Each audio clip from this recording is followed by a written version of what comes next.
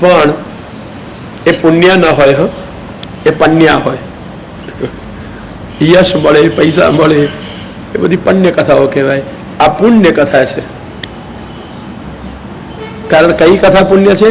ભાગવતી, ભગવાનની કથા છે. તરત પુણ્ય મળશે, શોધવા નહીં જવું પડે, પવિત્ર થઈ જશો, પાવન થઈ જશો. પણ એક સરસ ટકોર કરી, યદાહ ભગવાન શુકઃ. સુતની પ્રતિજ્ઞાને સમજજો. સુતે બપોરે કહ્યું હતું ને, શું કહ્યું હતું? સુતજી શું બોલ્યા હતા?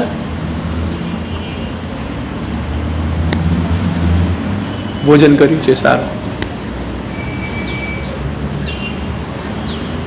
સુત શું બોલ્યા હતા? એમણે કહ્યું હતું, હું તમને એ કથા સંભળાવીશ જે હું ભણ્યો છું અને જે હું સમજ્યો છું. તો સુતે પ્રતિજ્ઞા કરી હતી, યથાધીતમ યથામતિ. અને ઋષિઓએ શું પ્રશ્ન કર્યો? યદાહ ભગવાન શુકઃ. તમે સમજે બેનો સંબંધ શું થયો? વક્તાએ કહ્યું, હું ભણ્યો છું, હું સમજુ છું, તે કહીશ. શ્રોતા કહે છે, સુખદેવજીએ કહેલું કોને? તમે એવું કશું આ ટકોર સમજે એમાં? શું? ના મહારાજ, આપ જે કંઈ સમજ્યા હો બરાબર છે, દિનતા છે, પણ તમે જે સમજાય અમને બહુ કામ નથી. યદાહ ભગવાન શુકઃ, સુખદેવજી કહેલું કો. હે એ શું છે? પછી એ મેં કારણ ક્યાં પૂછ્યું હતું? શું કહ્યું એટલું પૂછ્યું હતું, ખરું ને? એ તો કે છે યદાહ ભગવાન શુકઃ, સુખદેવજી કહેલું કો. મૂળને વળગી રહે છે, બીજું કઈ નહીં. આડી અવળી કોઈ વાત નથી જોઈતી, એટલે કહ્યું યદાહ ભગવાન શુકઃ. મૂળ કથા કહો. આજે શું થયું? સુખદેવજીનું ભાગવત ખોવાઈ ગયું અને જાત જાતના ભાગવતો આપણને મળતા થઈ ગયા. આમાં શ્રી શુક વાચ ક્યાં આવે?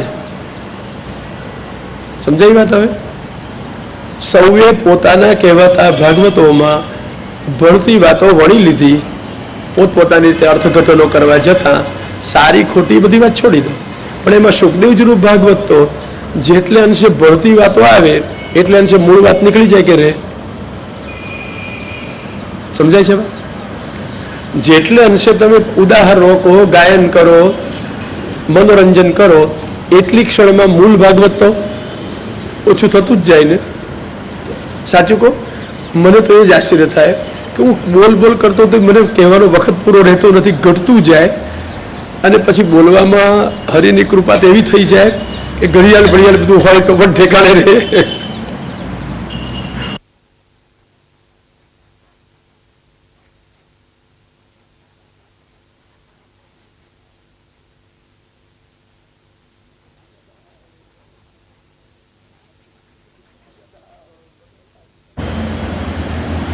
યદા ભગવાન શુકઃ. આ સુખદેવજીની કથા એવી રસવાળી હોય, ડૂબી જાવ એમાં, દેહ અને દુનિયા ભૂલાવી દે ને, એનું નામ પાન કહેવાય. બપોરે અજાણતા તમે પાન કર્યું હો? તમને વખત કયો ગયો તમને બધાને ખબર હતી? સાચે જ તમે નહોતા જાણતા? તમે મને આ ઘડિયાળ તો મૂકી રાખ્યું હતું, પણ મૂકેલું છે તો હું શું કરું? ઘડિયાળ હતું, દેખાતું હતું, પણ બેનો મેળ મળતો નહોતો અક્કલ સાથે. અને એટલા માટે પીબત ભાગવતમ રસમાલયમ, એ પ્રત્યક્ષ અનુભવ ના થાય. પીઓ ભાગવત ને પાન કરો. બાહ્ય પાન ભૂલાવે, એનું નામ પાન. પ્રભુએ પાન કરાવી દીધું, સાકાર કરી દીધું. પાન કોને કહેવાય? ખરું?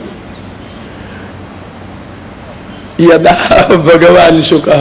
તમે મૂળ સુખની વાતો લો ને, આજુબાજુ વાત કશી ન કરવી પડે, એવા મગ્ન કરી દેશે.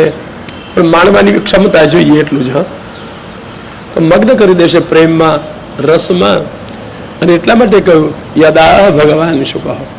ભલે ભાષાંતરો, રેકોર્ડ્સ બધાનો ઉપયોગ કરજો, પણ એ સમજવામાં ઉપકારક તરીકે. એમાં મૂળ ભાગવત ભૂલી ના જશો. બસ આટલી વાત જરૂર કહેવી છે. મૂળ ભાગવત જરૂર જોજો. મૂળ ગ્રંથો જોવાની ટેવ પાડજો. તમે સ્કૂલ કોલેજમાં ભણનારા વિદ્યાર્થીઓ હો ને, તો આજુબાજુનું બધું વાંચજો પોષક તરીકે, પણ મૂળ પોષણ શેનું કરવાનું? મૂળ વસ્તુઓનું, મૂળ ગ્રંથો, મૂળ ટેક્સ્ટ બુક ક્યારેય ભૂલી ના જશો. હંમેશા મૂળ ગ્રંથો વાંચો. એને સમજવા માટે આજુબાજુના ગ્રંથોથી પ્રયત્ન જરૂર કરો. આ ટીકાઓ ક્યારે વાંચવાની? મૂળને સમજવા માટે. ટીકાઓ સમજીને ટીકાઓમાં રાચવાનું નહીં. ટીકાના વાક્યો વાંચીને મૂળના વાક્યોને બેસાડવાના. ટીકાના શબ્દોથી અર્થઘટન કર્યું હોય, વ્યાખ્યાન કર્યું હોય, એ વ્યાખ્યાન આખું વાંચ્યા પછી મૂળ શ્લોક કેવો થયો એ સમજવું જોઈએ. મૂળ શ્લોકને બેસાડવો પડે, અને બેસાડો તો સાચો અર્થ મળે. નહીતર વ્યાખ્યાનમાં એકવાર શ્લોક વાંચી જાઓ, નીચે વ્યાખ્યાન વાંચી જાઓ, કશું સંબંધ ના થાય. પણ એ તો વ્યાખ્યાન વાંચ્યા પછી જે તે શબ્દ સાથે અર્થ બેસાડતા જાઓ તો યદાહ ભગવાન શુક, ભગવાન શુકને શું કહેવું છે એ સમજાય. બે બધા શુક કે ને એ શોક કરાવે એવું હોય. સમજાયું? કેવું કે આપણે છોકરી બને કહેતી હતી મધુર હોય, શોક કરાવે તેવું હોય. કેવું હોય? શુક શોકે. કેમ ધતું પાડ છે ને? શુક શોકે, શોક કરાવે તે શુક, આનંદ ના કરાવે. લૌકિક વિષયોની, લૌકિક પદાર્થોની, લૌકિક સંબંધોની હીનતા સમજાવી એમાં શોક કરાવે તો ભગવાનમાં આનંદ કરાવે, એનું નામ શુક. જ્યાં સુધી બધા લૌકિક પદાર્થો નકામા છે, બાધક છે, દુઃખદ છે, આ ન સમજાય ત્યાં સુધી એમાં શોક ન થાય ત્યાં સુધી ભગવાનમાં આનંદ ક્યાં થાય ભાઈ? બે પ્રક્રિયા છે. ક્યાં તો ભગવાનનો આનંદ અનુભવાય, લૌકિક પદાર્થો છૂટી જાય, અથવા લૌકિક પદાર્થોના દોષ દેખાય એટલે અલૌકિકમાં સ્નેહ જાગે. બે પ્રક્રિયા છે. જન્મતઃ જેના પર કૃપા થઈ ચૂકી છે, પ્રેમ આપ્યો છે ભગવાને, એવા લોકોને કશી આવશ્યકતા નથી. વ્યાસ જેવા એમને ભગવાનમાં પ્રેમ છે જ. પણ મળે નારદ જેવા, જેમને ભગવાને સાધન કરીને ભગવતી બનાવવા ઈચ્છ્યા છે, એમને માટે શું કયો ક્રમ આવે? લૌકિકમાં શોકનો અનુભવ થાય અને ભગવાનમાં પ્રીતિનો અનુભવ થાય. ભગવદીઓ બે પ્રકારના હોય આ સમજવામાંથી. હા, એક જન્મસિદ્ધ ભગવદીય અને બીજા સાધન સિદ્ધ ભગવદીય. કેટલાકને જન્મથી જ ભગવાને બધું આપી દીધું હોય, વિદ્યા આપી દીધી હોય, પ્રેમ પણ આપી દીધો હોય, સેવા કથા જન્મથી આપી દીધા હોય. અને એવા ભક્તો રમકડાઓથી ન રમ્યા હોય. હા, એ તો સેવા અને કથાના બે રમકડા એમના તો હોય, એમાં રમતોમાં રમ્યા હોય.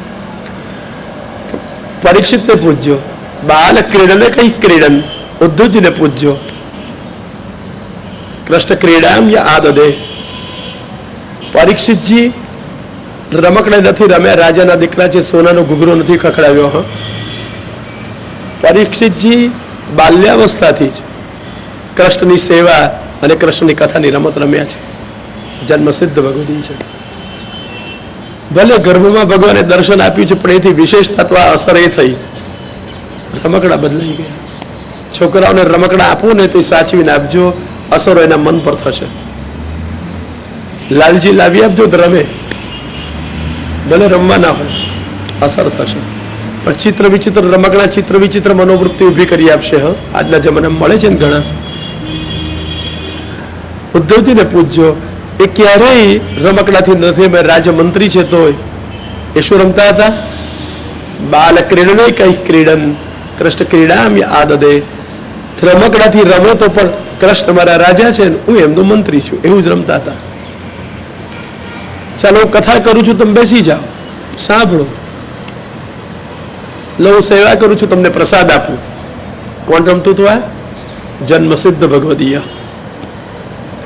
એમને કશા સાધન ન કરવા પડે, સ્ફુરે.